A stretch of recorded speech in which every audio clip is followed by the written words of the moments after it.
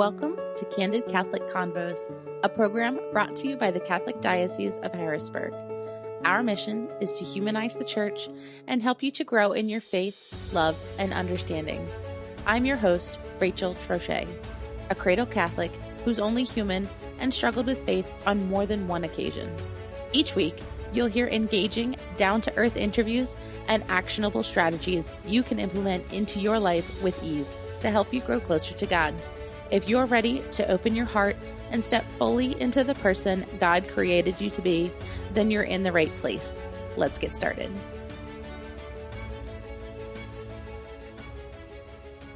Hello, and welcome to another episode of Candid Catholic Convos.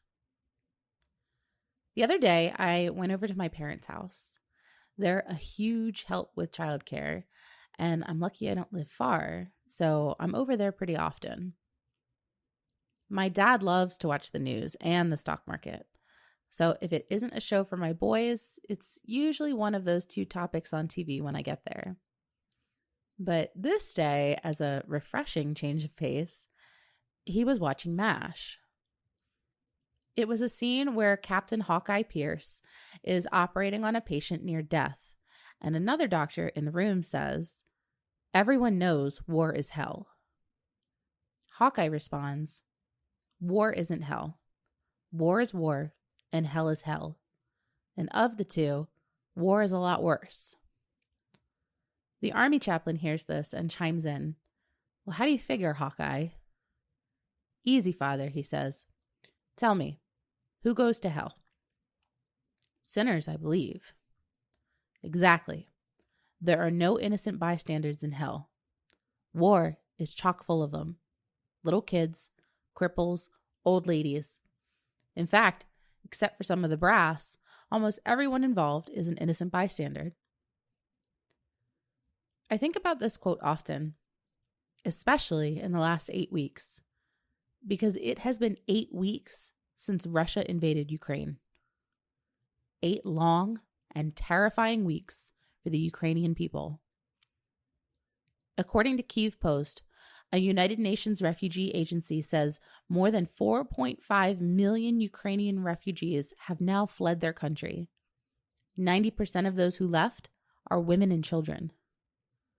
Unconfirmed reports of chemical weapon usage in Mariupol have surfaced, stating Russia used a, quote, unknown substance and people are suffering from respiratory failure. Mass graves are being discovered in Bucha, filled with civilians, many of which are burned. It's one thing to see it on the news and think, wow, that's terrible for them, and continue living our lives here. Or maybe you're like me and you haven't seen it on the news other than a brief political talking in circles discussion before they're on to the next big thing in pop culture. It's another thing altogether to feel yourself living 2 complex, very real lives. One here in the safety of our country, and one in the life you've built overseas. That's what Matthew Candid does. Born and raised in the Diocese of Harrisburg, before cultivating a life of literature and pride for his Ukrainian heritage by teaching at Ukrainian Catholic University, Matthew never in a million years believed a war was coming. It didn't seem real. It still doesn't. I had the honor of speaking with him via Zoom last week about his experiences and what his students who are still there are going through. Please be advised that some of what you're about to listen to may be hard to hear, but we decided to leave this episode largely unedited because of its gravity and the need for awareness. Matthew, thank you so much for joining us today. I'm excited to have you on the program and hear your insights. Could you tell me a little bit about yourself, like your background? Of course. So my name is Matthew Candid. My family actually came from the Carpathian Mountains regions of Ukraine around 1915 or so. So maybe about 110 years ago. And they settled in northeastern Pennsylvania, mostly in a town called Centralia, which is a town that no longer exists. The Diocese of Harrisburg actually had a church in that town, St. Ignatius. And so the two Catholic churches in town were St. Ignatius on one hill, and then my church, which is the Assumption of the Blessed Virgin Mary, or in the Eastern Church we refer to it as the Dormition of the Mother of God, Ukrainian Catholic Church on the other hill. And that church is still existing and still functioning. Every Sunday there's Divine Liturgy there. And so I was raised in a neighboring town of Ashland. And, I grew up, I went to Catholic school, Holy Spirit school in Mount Carmel, which no longer exists. And then I went to local public high school, went to university, and fell in love with teaching. I taught high school, I taught undergraduate level, roughly for 9 years or so in the immediate area in northeastern Pennsylvania. And then I moved to Chicago for 6 years. And I taught there for 3 years. And I left teaching because one of the priests at our church, Otec Miron Panchuk, Father Myron, he lost both of his legs due to diabetes. And so I ended up moving in with him to take care of him, cook for him, clean for him, and to take him places and to help him out. And it was really him. He taught me. He was the first priest that I met when I moved to Chicago, and he reminded me of a very close priest friend of mine who actually just died. He was a priest in Bethlehem, Pennsylvania, Father Daniel Gorovich. And Father Myron really acted as a mentor for me and a very strong spiritual father. And he taught me a lot about Ukraine and her people.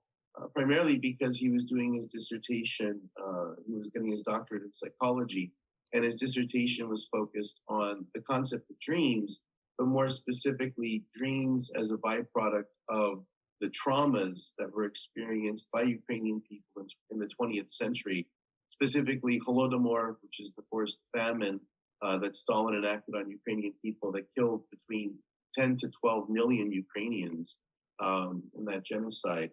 That occurred between the years 1932 and 1933. Well, there were three different stages, say. The main one was 1932 to 1933. And then also Chernobyl, the disaster, the nuclear power plant disaster that occurred on April 24th, 1986. And I edited his dissertation multiple times, read through it with him, helped him with some research. And it really impacted me in a very, very powerful way. And then in March of 2019, I came home and I found Miron had died. He had a massive heart attack. And so it was one of those things where I kind of assessed my life and thought, what now? Where to? Where do I go? And that summer I had worked for a program through Johns Hopkins University, their Center for Talented Youth. And so I served as an academic dean for them. And every year in the summer, the last Sunday of July, we have our Ukrainian Seminary Day Festival in Minersville, Pennsylvania. And we, our new archbishop at the time, our new metropolitan, Boris, is the president of Ukrainian Catholic University in Lviv. And so I met with him and I sort of spoke with him and said, I'd like to go to Ukraine and work on my Ukrainian and, really sort of fine tune that. And the next day he emailed, who is now my department chair, my boss, and said, bring this guy over, hire this guy. And so the next thing you know, the end of August, I was on a plane to Lviv, Ukraine, to Ukrainian Catholic University, which is where I've been for the past 3 years, working and teaching English to students there. Originally, I was supposed to be what I thought was going to be teaching more like ESL classes.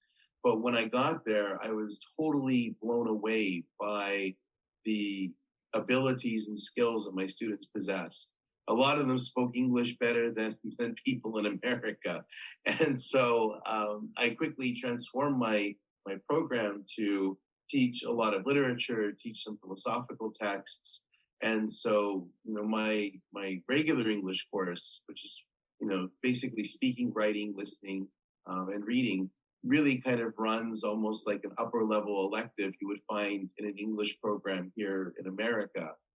And then since then, my course offerings have expanded to Last spring, I started offering a literary theory and criticism course, which would be sort of like a graduate level philosophy course here in America. And this is my third semester teaching it. And then this past January, one of my current students asked me if I would consider developing and teaching an African American literature course. And so I did do that for this spring as well. So I have quite a variety of courses and things that I do at the university over there. That sounds incredibly rewarding. And I love how it came full circle for you from your heritage all the way to your current occupation. I think that's incredible. What's your current situation look like? Are you still able to teach? Yeah, I mean, that's a really interesting question. I came back to America on February 14th. I had received so many phone calls from family and friends, and it was just nonstop. Everybody was worried, about the Russian offensive. And I mean, honestly, I wasn't worried. At the end of January, I gave an interview to Tvoje Misto, your city in Lviv, talking about how I had no plans to leave Ukraine. And I was resolved in the fact that I would stay and, you know, weather out whatever came. And the volume of phone calls was just so high. And so I would work all day. And I had a really busy schedule this semester. I was just constantly on the go. And so I, was doing what I was doing at the university. And then I'd be on the phone all night with people in America. And it was actually my former students, when they saw me, they said, you got to go home. Just go home for 2 weeks. You can always come back. And, they were really worried about me. And so, other people could see you better than you see yourself sometimes. And so I took their advice and I got a plane ticket on February 12th. Because even, my mother called me on February 11th crying, the Russians are going to come. And I had just been at the opera. I have two students that I taught who actually volunteered to be my assistants this year because I have a lot of students. A lot of students want to be in my classes. And so they recognized kind of the stress that I had in terms of the volume of work. And they said, hey, we'll help you out with grading and whatever you need. And so I had taken them to the opera sort of as a thank you for volunteering their time. And we went to dinner in the city.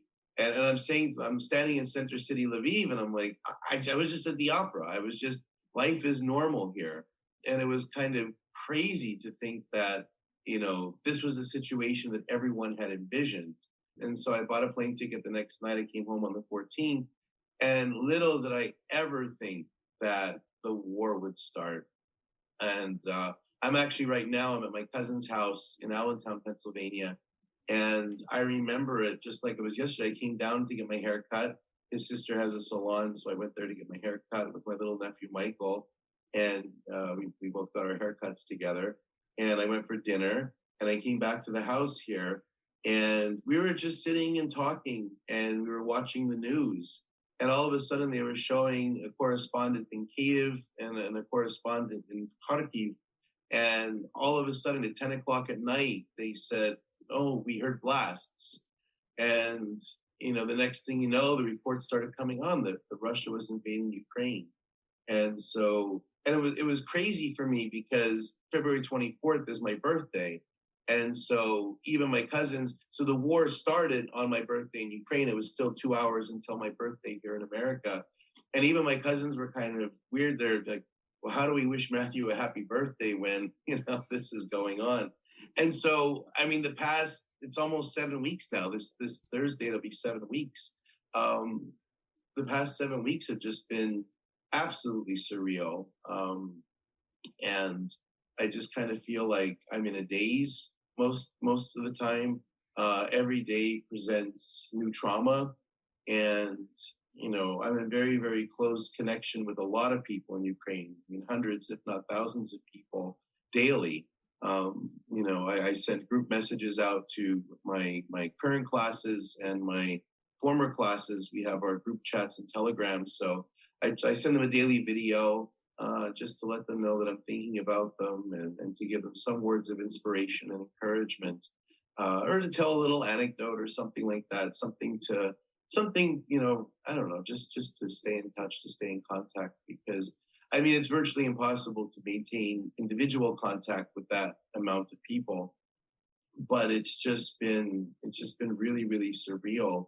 watching all of this happen. And, there's also the feeling of helplessness where I'm here in America, and I recognize, the fact that I'm safe, and, I'm grateful for that. But then there's also this burning desire in me to be there, because people that I've come to know and I've come to love and I've come to consider family over the past 3 years are every day just waiting to see what's going to happen.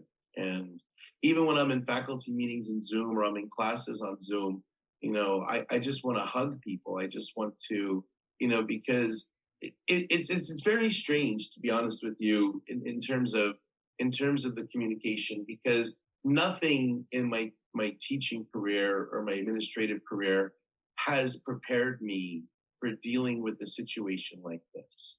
There's no training. There's no, I don't even know how to explain it in adequate words. So to answer your question, I am having classes, and but it's not classes as I would normally have them. They're severely modified. I might get 1/2 to 2/3 of my students in each class, because students are volunteering. They're working with journalists and translating information for them. They're working toward humanitarian causes over in Ukraine. They're housing people who have been displaced within Ukraine. I mean, there's over 10 million people. 4 million people are displaced outside of Ukraine, and about 6-7 million people are displaced within Ukraine. And so in Lviv, there's over 1 million people. It's a city with about 800,000 people population, but right now it's over 1 million people that are there.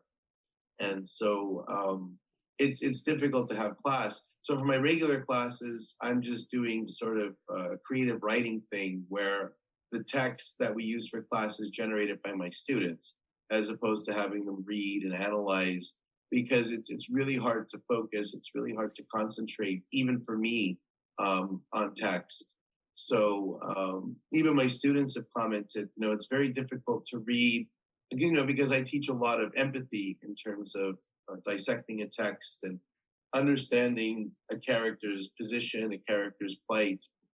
And, even my students have commented, it's very, very hard to read empathetically, either when you're unfeeling because of the war going on, or because every minute you are exposed to the tragedies and horrors that this war is bringing. And so it's really, really difficult to read a text and to dissect it, to understand in that respect. So we do have classes. The university, we're going to have grades. It's going to be interesting to see how that works out. But it's because students are scattered too. I mean, a lot of my female students, especially, are in various countries in Europe or in Turkey, and so they went with their mothers and their siblings, their younger siblings, and they had to leave their fathers or their older brothers, behind. And so there's a lot of, it's not just physical displacement. There's a lot of psychological and emotional displacement as well. And so even on Tuesdays, like today's Tuesday, so a therapist friend of mine from Chicago, I got him to offer group counseling sessions, group therapy sessions. And so today at 1:30 our time, we'll have a group therapy session again. It's every Tuesday. And so it's sort of a way for people, and maybe 7 or 8 people join. One of my colleagues joins from time to time, and 6-7 of my students typically join. But it's important that, for me anyway, that they see that they're not alone in this. That they, the feelings of anger, the feelings of fear, the feelings of resentment, it's not a singular experience, that it's a shared experience, and we kind of process through that together. That's amazing. I'm really kind of floored to hear that you're still able to offer that and offer some sense of normalcy, because you're right. Like, and we thought COVID was interesting. This is proving even more challenging. I can't even imagine. Yes.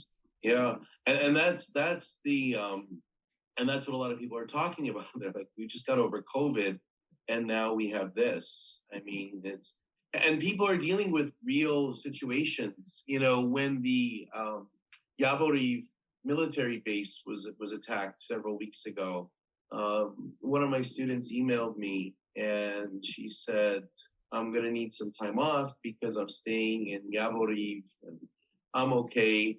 But one of the missiles went right into the area where my father was staying. And it took them 15 hours to find his body. And he died.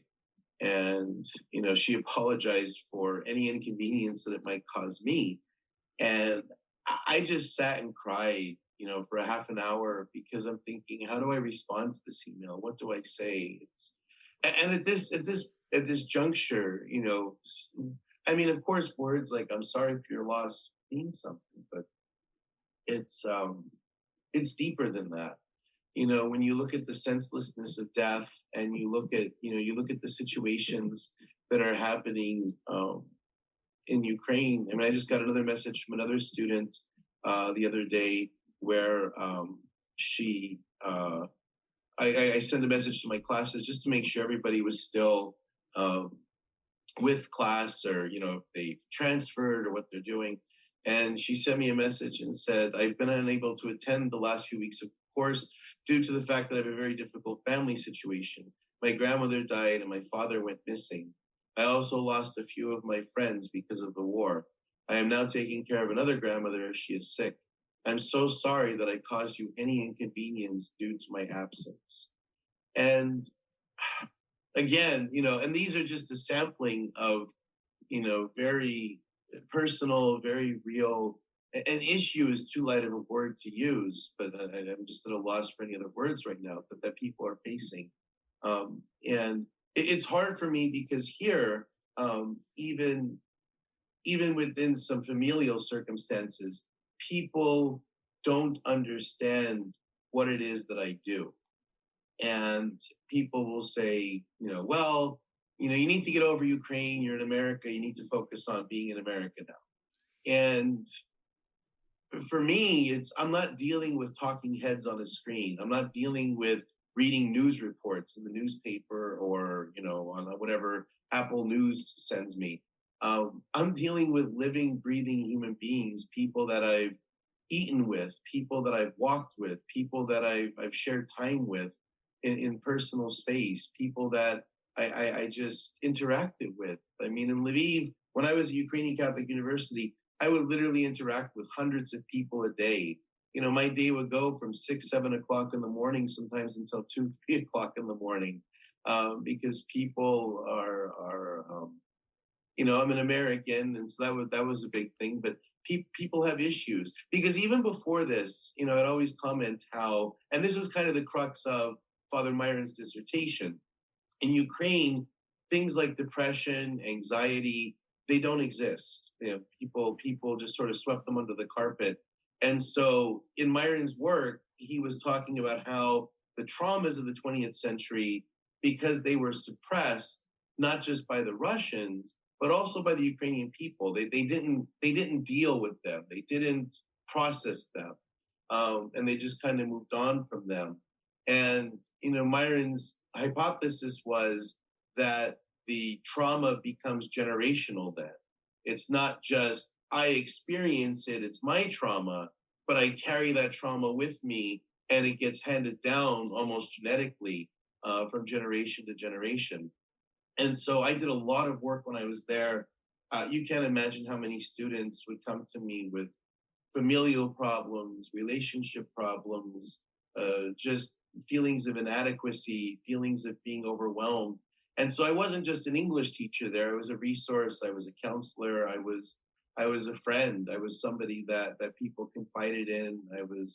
And there are things that people told me that just floored me, that just shocked me, and not all the time in a bad way, but it's so in terms of dealing with this on a personal level for me, it goes well beyond that of just a simple teacher who traveled to another country, to teach English, because I was a lot more than that to a lot of people over there. Absolutely.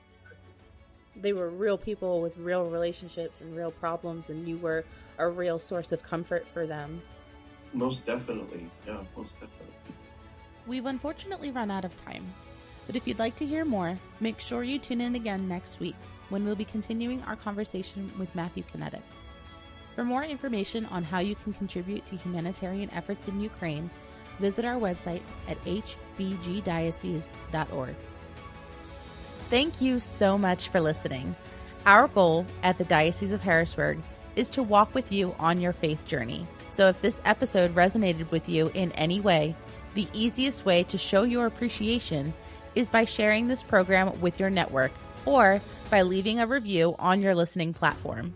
You can also support us financially by making a donation online at hbgdiocese.org/DAC and clicking the Make a Donation button. Thanks again, and we'll see you at church on Sunday. I'm pregnant. I can't focus. What am I going to do with my baby? My kids are hungry. I can't work. I'm scared. I can't go home. Can somebody help Somebody me? help me. In desperate times, there's a place for hope. Catholic Charities. We help families, children, and those in crisis throughout central Pennsylvania, regardless of your faith. Providing help, creating hope. Catholic Charities. Parents want the best education possible for their children. Catholic schools offer parents an affordable, high-quality option that educates the whole child, mind, body, and spirit. Catholic schools have high graduation rates. In the Diocese of Harrisburg, over 98% of our students graduate from high school. Locally, these graduates are offered over $40 million in scholarship funds. Learn more at a Catholic school near you or visit gocatholicschools.org. All over America, what have you done for your marriage today? Boy, I gave a huge hug this morning, like a really big squeeze that lasted forever, a great kiss. Those things are really important. She got a really short haircut that she hated, and I wrote her a note and put it up on the mirror saying that she was a cute girl with cute hair. What have I done for my marriage today? We've actually organized a date night tonight. What have I done for my marriage today? Wow, that is a great question. I took the baby while she worked. I got up with the baby while he slept. Yeah. Today, I sent an email to my husband, and I said, "You rock." Well, I've done today what I usually do, and that is obey. I listened to my wife when we talked on the telephone today. She really likes it when I listen. What have you done for your marriage today? Little things can make a big difference. For ideas, go to foryourmarriage.org, a message from the Catholic Communication Campaign.